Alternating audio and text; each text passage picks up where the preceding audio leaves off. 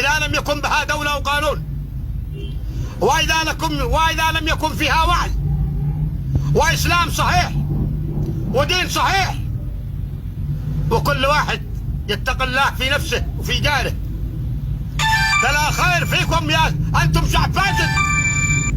ماذا تنتظروا من أمة كهذه الأمة؟ ماذا تنتظروا؟ ماذا تنتظروا من إنسان يصير الناس ركعا سجدا وهو يعمل غير الصندل الحلق، يفلت الصلاة ويصير يبث صنادل الناس؟ ماذا تنتظروا؟ ماذا تنتظروا من شعب مثل هذا الشعب؟ ماذا تنتظروا من أمة كهذه الأمة؟ ايش بيصلحوا؟ ايش بيعملوا؟ ايش بيصلحوا لكم؟ ماذا تنتظروا من هذا الشعب الخسيس العاهر؟ هذه سيرتهم، هذا سيرة شعبي، شمالي وجنوبي، شمالي وجنوبي. ماذا تنتظروا منه؟ ماذا تنتظروا من شعب الجنوب؟ عاش عالة على بريطانيا، عاش عالة على بريطانيا مئات السنين، وعلى الاتحاد السوفيتي مئات السنين، لم يستطع أن يخدم بلاده. ماذا تنتظروا منهم؟ وماذا تنتظر من الشمال الذي عايش على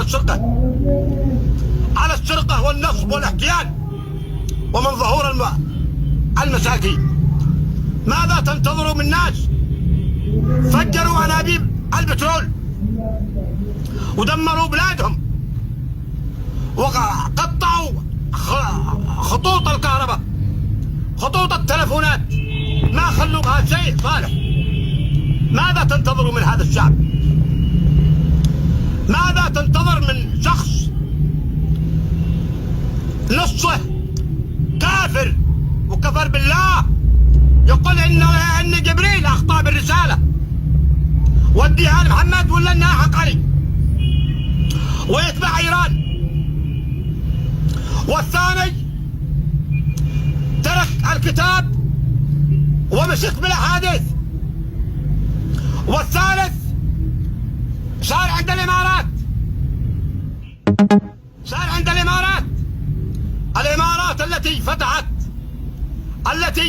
فتحت ارضها للفسق والعهر.